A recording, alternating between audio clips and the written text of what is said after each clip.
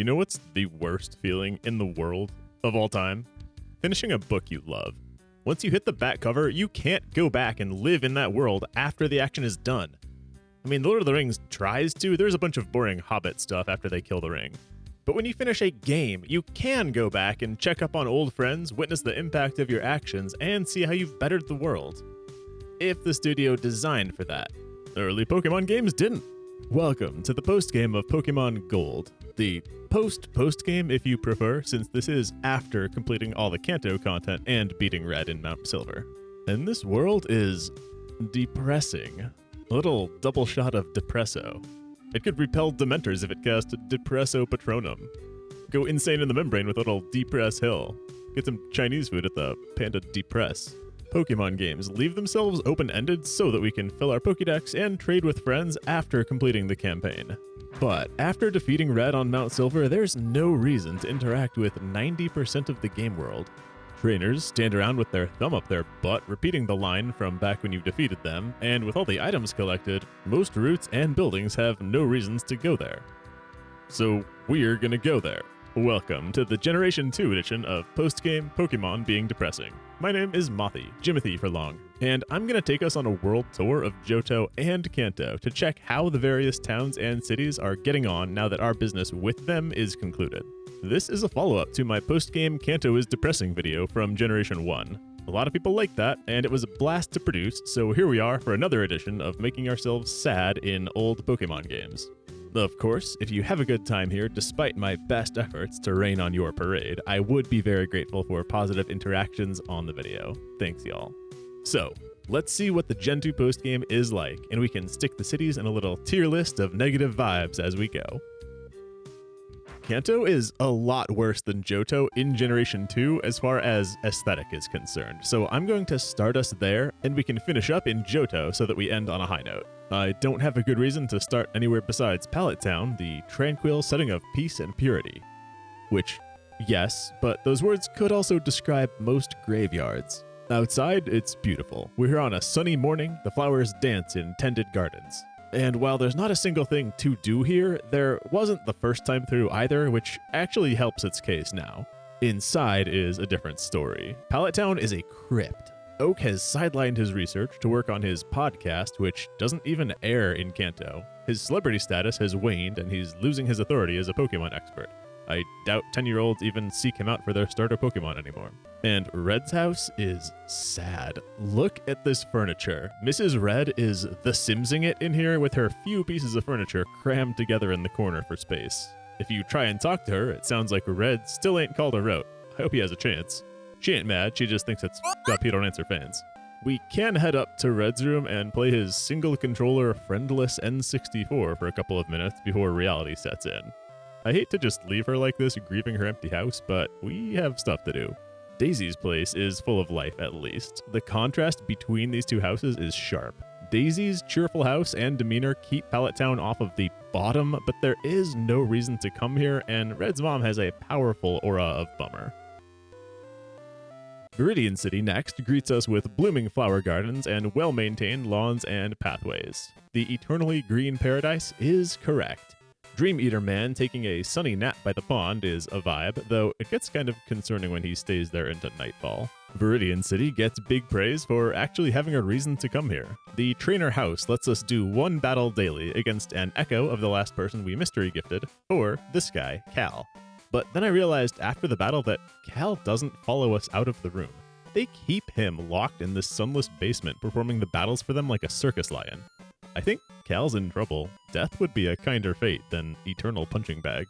Outside, they did preserve that little nature trail on the north side of town. I love this cozy little elbow. Viridian feels like springtime and the hum of insects and the smell of cut grass.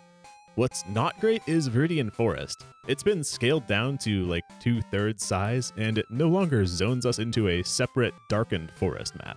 It feels very thin laid out on the overworld.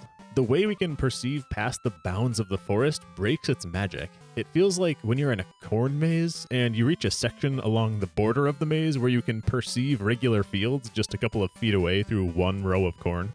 It's the same vibe as taking a bath, and the water is slowly getting cool at the end, and you know once you stand up that the bath will be over, so you'd rather cling to another minute of lukewarm water than go back to sad, dry reality. That is Viridian Forest.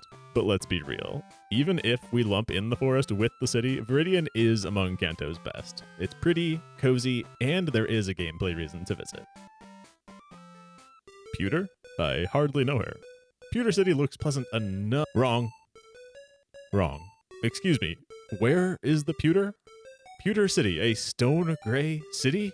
More like a lime green in yellow version. This place was actually gray. It had an identity. Now, this is just knockoff Viridian. Listen, a lot of cities in Gen 1 were upsetting or depressing based on their aesthetics. Those games used a lot of dense colors, and the tinny, often aggressive music didn't help. Generation 2 cities don't have that oppressive feeling. These dancing flower gardens and bright colors are absolutely delightful. But the reason many Kanto cities are emotional dumpsters in this game is a loss of identity and, oh yeah, the collapsing economy. Pewter Museum is closed. I guess there was no recovering PR after that shuttle exploded. In the gym, Brock says the world is huge and he can't wait to explore it and get stronger. Well, sorry bud, that is a falsity. You're gonna be stuck here scraping together change for rent now that Pewter's tourism has evaporated with the museum closure. And small business isn't doing any better. Remember that enterprising man selling Magikarps in the Mountain Moon Poke Center? Ask this boy in the mart who says that that man up and moved to the Lake of Rage in Johto because the fishing was better. Another Pewter City L. At least this other boy is really proud of his Gyarados that he raised as a Magikarp from that same man, and it's really strong now. That's one glimmer of hope in this declining, not even gray anymore city. To the east, more closures. Mountain Moon's Poke Center is not just closed, but razed, and Mountain Moon, once a premier hiking and picnic spot, has been reduced to a tourist stop. Some old f*** acts like he's doing us a favor by preserving the Clefairy dance and profiting off sugar soda. Boy, they paved paradise, huh? I should be getting harassed by constant Geodudes here, not purchasing lemonade. Cerulean City continues the trail of shuttered businesses. The bike shop moved to Goldenrod with no new tenant in the building after all this time. Cerulean made some aesthetic improvements at least. The Rare Candy Yard has been opened up and a nice garden planted, and they opened up the southern barrier so you don't need to bushwhack to leave anymore. The water features keep Cerulean on theme too. Turning our gaze inside, Misty's gym is a swimming pool that they probably open up to the community on free swim nights, so there should be something to do. But the couple in this one house where the Rocket Grunt stole that Dig TM 3 years ago are permanently damaged. The wife still dwells on the robbery, and the jumpy husband sees enemies in every shadow. They have basically a Back the Blue sign in their yard begging other citizens to assist the police in solving crimes. We know that's not going great because of the whole plot involving Team Rocket stealing a part from the power plant and ditching it here. And expanding our radius just a little, Cerulean Cave is gone. This was a thriving habitat for many endangered species, now fully collapsed or flooded. There's no gameplay reason to spend time in Cerulean City, and it's struggling economically, but its theme is still accurate and they made a few aesthetic improvements. Overall, rather low. The power plant out east is the only business keeping this region afloat, so they are probably able to extort the local government for tax breaks and loose environmental regulations. But it is providing employment for many scientists and security staff. The tech bros gentrified Cerulean City, drove prices up, and pushed small businesses out to Johto. But at least they could make the move on a fancy magnet train powered by this plant. Rock Tunnel is a mixed bag. Like Mount Moon, it's no longer a popular spot for nature lovers. Perhaps the collapse of Cerulean Cave has people more cautious about spelunking these days. But the reduced human footprint has allowed other threatened species to return, like Cubone and Kangaskhan. This feels like when the dolphins all returned to the canals in COVID because people weren't polluting as much. Still, the way it's just empty now and you can walk through it in 1 minute is a stark change to how fun it was in Generation 1.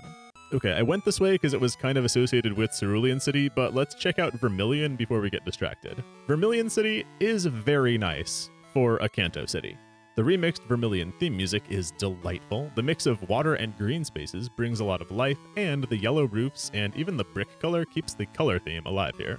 The Port of Exquisite Sunsets feels more true in Gen 2 with the added color than it did in Gen 1.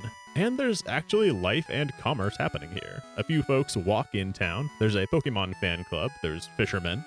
I think I gave Vermilion credit in Gen 1 for this man optimistically working on construction, cause that's great for the town, but he has become a demerit in Gen 2. His Machop has now been stomping the ground for at least 3 years with no progress, and the dude ran out of money to actually build anything. The city should either give this man a grant to finish, or condemn his lot. This empty construction is ugly, and it's just gonna promote crime.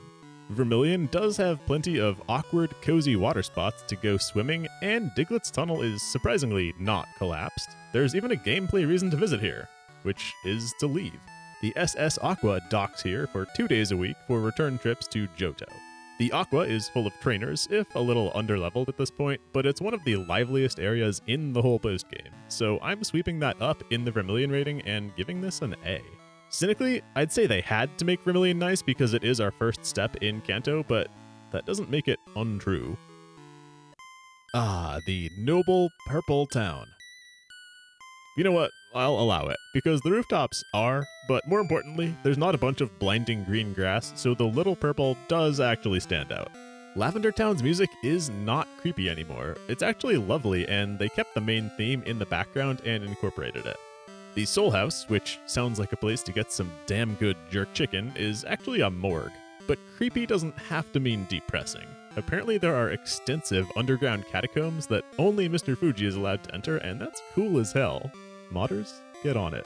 There is a name raider giving one small reason for players to visit, but the Pokemon Tower being converted to a radio station is pretty sad. Aside from being awful mojo to relocate graves like that, and the radio totally being haunted as a result, there were a lot of Wiccan crystal girls employed at the old tower listening to Sleep Token and tending the spirits, and I'm not sure turning those channelers loose on society will have a positive impact. Very least, they're gonna break a lot of hearts. I know I lamented businesses closing a minute ago, so it's hard for me to condemn the new radio station. It is distasteful, yes, but it is bringing up Lavender Town to be decent overall. Route 8 is fouled up with a biker gang. They tore down this flyer and the underground is locked up. If we check the western end, that flyer is still up. Uncouth trainers have been running a fight club in the underground, so the police had to seal it up. More lawlessness driven by Kanto's economic freefall. I mentioned this crime-filled underground tunnel because that surrounds Saffron City, which feels not good to exist in. You can find a couple of places to stand in Saffron that are absolute hell. Sunny concrete entirely paved over. I'm getting a sunburn in real life just from standing here. One man in the Poke Center helpfully recommends Silphco and the Magnet train station as the sites to see in Saffron. And to my amazement, another man actually acknowledges the caves collapsing across the land. Is it possible they were actually planting seeds for the climate crisis plot that they focused on in Gen 3? More likely, they needed a cover story for the dungeons that there just was not time to implement. Well, let's take that recommendation and check out Silphco. They're not offering tours, and there's no cool video playing or scale model of the building to check out in the lobby, so I get antsy quick. If we gave Vermilion credit for the SS Aqua, we do need to credit Saffron for the train station. That is a major gameplay reason to visit Saffron City. But the fighting dojo is another failing business, and this whole city is ugly. I don't know, man, it feels like downtown Dallas. Celadon City has much more to do. Obviously, we're gonna have a good time here. The city of rainbow dreams, though. What the hell is even that? This slogan feels very designed by a consulting firm. We've still got the game corner with its sweet soundtrack and casino games to play, and the department store is the premier shopping location in all of Kanto. But even Celadon is not immune to business failures. The Pokemon Hotel is gone, its entrance not merely locked, but totally Cask of Amontillado off. I found a few tiles you can stand on that are 100% brick hell on your screen. 2 women wander aimlessly around you. It feels like a me parade. And I had Pokefan Beverly call me while my character was wondering if he exists. I considered deleting phone numbers for this footage, but annoying phone calls are totally part of the aesthetic of Gen 2, and I have more patience for a chat with friends now that we aren't on a mission. I chose to leave in these phone calls. Continuing the environmental collapse narrative, apparently Grimer have overtaken this pond in Celadon, meaning there are serious issues with the water supply here.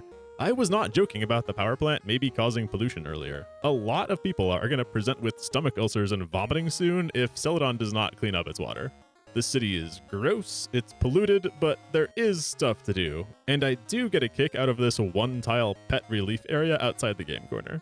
Oh, and the hermited celebrity fly girl is also fed up with Kanto. She has sold her house now, and she lives in a cabin over on Mount Silver in Johto. It kind of sucks that Cycling Road still mandates a bicycle since that technology is not available in the region. This was once a lovely recreation spot, now empty but for a pair of bikers and our own thoughts. Don't leave me alone with that, we don't have AirPods yet. Fuchsia City is the hardest hit region of them all. Behold, it's passion pink. It's just not though, the branding is completely gone. I have to start with the Safari Zone closure. The wardens skipped town to travel, costing a dozen park rangers their jobs and crippling Fuchsia's tourism. The park office door hangs open, the inside an empty cafe map. It's rare they allow you to enter the abandoned buildings like this. It is funny to me that the NPCs acknowledge the business closures. It feels like the devs felt guilty about how empty Kanto was and wrote some dialogue to help us swallow that pill. The safari isn't just closed though, it is run down. The Pokemon pens are busted up and overgrown, their occupants long departed. Or starved. Some of them succeeded. The Kangaskhan population in Rock Tunnel and the Chanseys on Route 15 were probably displaced from the safari, but escaped zoo animals do run the risk of becoming invasive species if they go unchecked. You know what Fuchsia has going for it though? This cozy notch in the southeast wall is still here. This is the city's best feature. I haven't bothered with most of the gyms because they're uninteresting, but Janine's is on another level. It's just a gray box with no furniture and not a single decoration on the walls. Looks like a male living space. All she needs is like a mini fridge, her TV sitting on the floor, and a PS5 hooked up to it. Fuchsia's small beach on Route 19 does have a few vacationers, and they do complete some road work on Route 19 over the course of the postgame, so there are some signs of life here. But with its one main attraction gone, there is no gameplay reason to ever visit, and Fuchsia's identity with the pink is long gone. It's giving Rust Belt. The last town in Kanto is Cinnabar Island, which does not have much to talk about, but this one isn't the fault of economics. A volcano erupted a year after Gen 1, burying every building on the island save the Poke Center, which conveniently was spared. Or did they plan it? At least Cinnabar's sign is still up, the fiery town of burning desire, which is what I call gonorrhea.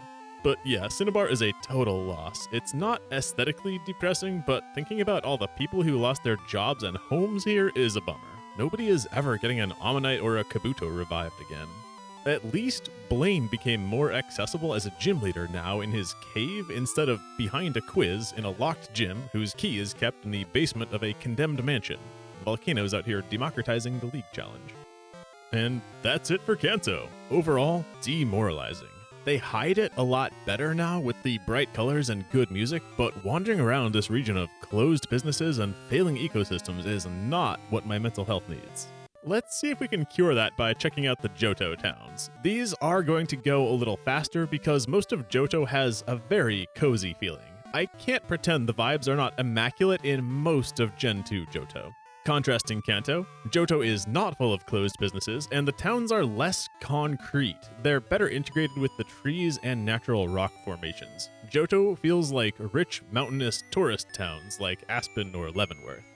But I can't rank everything an A, so I'm adjusting a new scale for Johto. These rankings will be less focused on the aesthetics of the town and more about whether there's any reason to visit that town at all. So just know that a Johto D is still like a Kanto A as we get started in New Barktown. Visiting home is cozy and serves a few purposes in Gen 2. Mom can disburse saved money or adjust for daylight savings time, which you can choose to farm phone calls for rematches.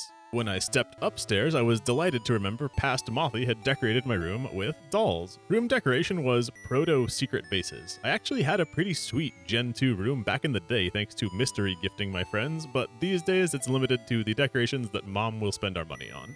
New Barktown does have pretty good utility considering its size. The town is pretty, and the offset houses are a little cozier than the grid arrangement of Pallet Town. New Bark is great.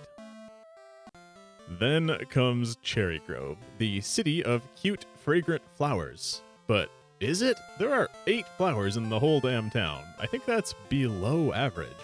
Cherry Grove does have a cozy fishing island, and I went surfing to appreciate a little corner of the map that few people probably ever touch, but this town is bereft of content. Bereft, I tell you. To be fair, there wasn't anything to do the first time through here either, but it's certainly one of the most useless cities in the game. Like, there's no gym or businesses of any kind. What are these people even doing here? Take just 2 steps into Violet City and it's already got more flowers than Cherry Grove.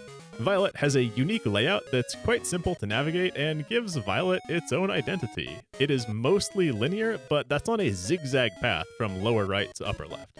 There are a few nice lakes with big grassy shores here that feel very state park, and one of them has a perfect nap spot across the water. I would be reading a book here every single day.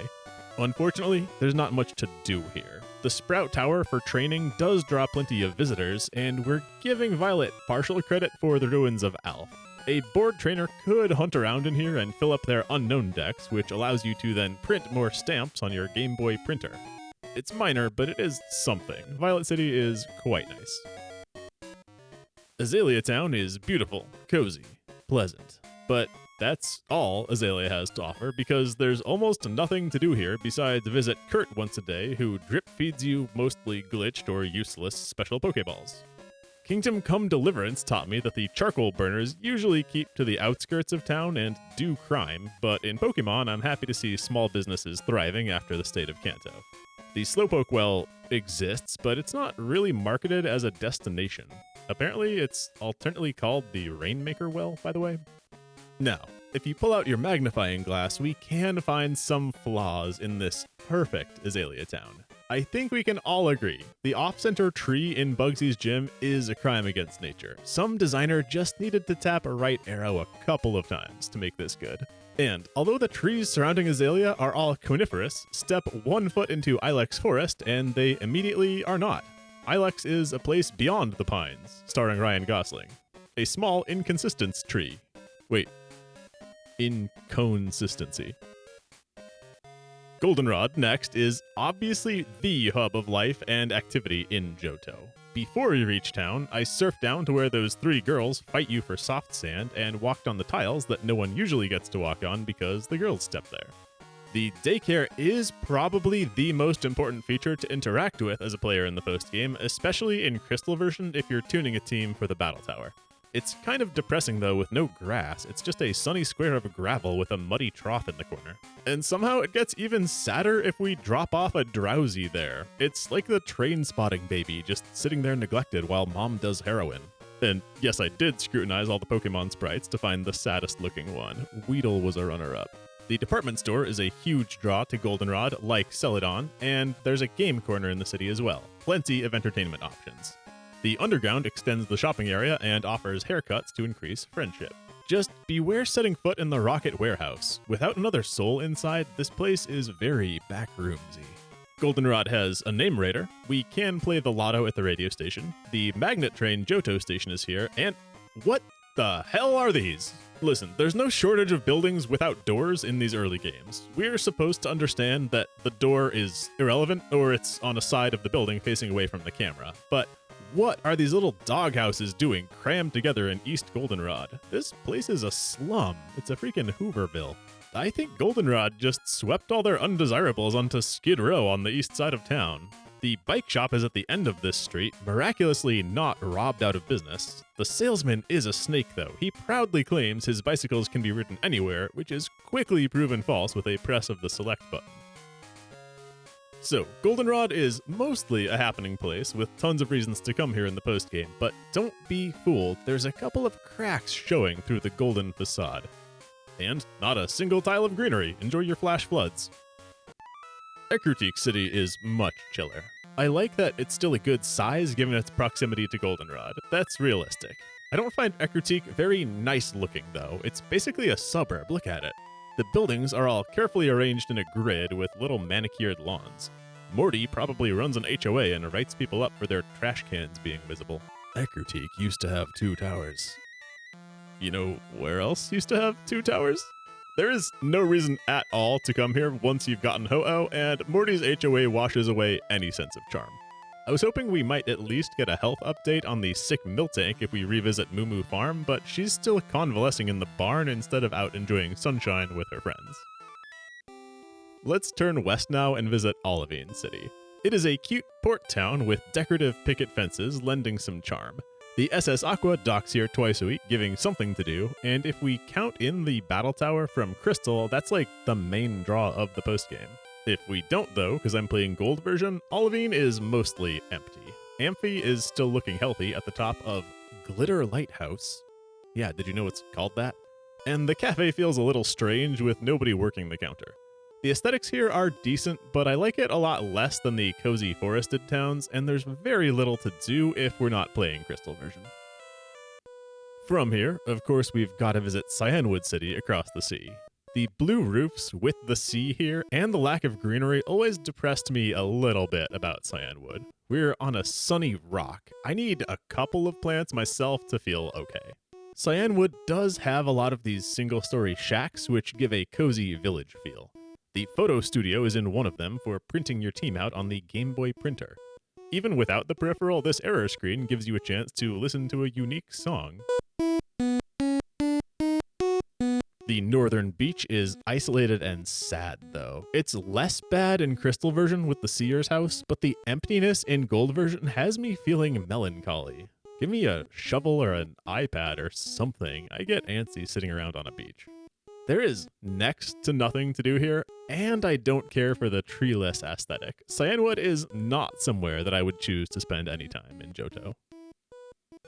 That's a sharp contrast with Mahogany Town, one of my favorite Johto towns by aesthetic alongside Azalea. It has that rugged mountain town Montana feel.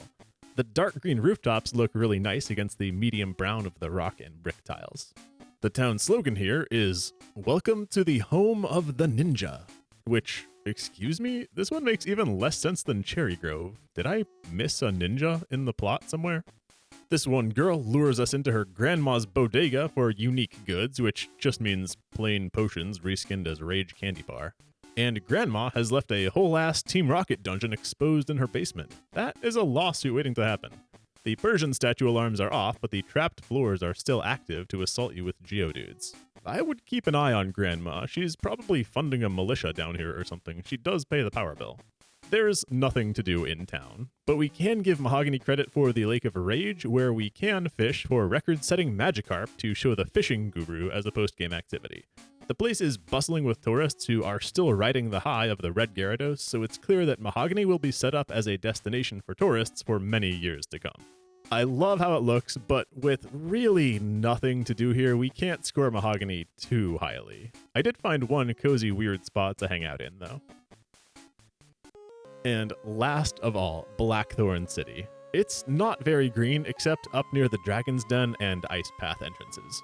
Maybe it's an altitude thing where the plants are delicate and all the footsteps around town have trodden them down. We are up in the mountains here, I think. This game's only move deleter lives here, giving us some reason to visit. And just outside his shop is the kind of one-tile cozy notch that I love locating and occupying. It's like playing Tetris or getting a perfect cream cheese smear that goes right up to the edge of the bagel. Blackthorn City claims 3 whole dungeons, the Ice Path, Dragon's Den, and the Route 45 entrance to Dark Cave, so the hiking is probably elite here. Patagonia and Chacos are the de facto uniform around town. I wouldn't fish though, you won't like what bites. The millennial in me thinks that a coffee shop would really elevate this place, but it's okay as is. You've been traveling east for so long by the time you reach here, discovering that there's no more east because the way out of town bends south toward home gives a warm feeling even though we're not quite there yet. I had to zoom in the ratings for the Johto cities just so they weren't all clustered at A and B, but make no mistake, even the most depressing Johto location, the boring scorched rock that is Cyanwood, is still better than half of Kanto. There's no highfalutin way to end a video about a Game Boy game being depressing, so I'm not gonna try to draw any lofty conclusions. In short, Kanto awful because it's crumbling, and Johto only sad because there isn't anything to do anymore. I think Azalea Town is where I would personally choose to have a residence in the Gen 2 world, but there's a good argument for Violet City as well, which gives better access to a lot of the world while still keeping a green atmosphere. If I needed a job, I would not pick Azalea Town. Thank you so much for watching my video. I'm glad you made it to the end. Again, if you have it in your heart to click some good buttons for me, I would be quite grateful. We're almost at 50k, and believe me, I'm doing everything I can. Thanks very much to my patrons who keep this channel sustainable. Y'all are the best. I recently put up a post on Patreon for team names for a coming video. That batch is locked in, but if you want a hand in future names, consider becoming a supporter of the channel and making history as part of a mothy Pokemon team. I also post monthly behind-the-scenes updates there and previews of coming content through my supporter-exclusive Discord channel. Expect some Generation 4 content coming soon. And until then, see you later, alligator.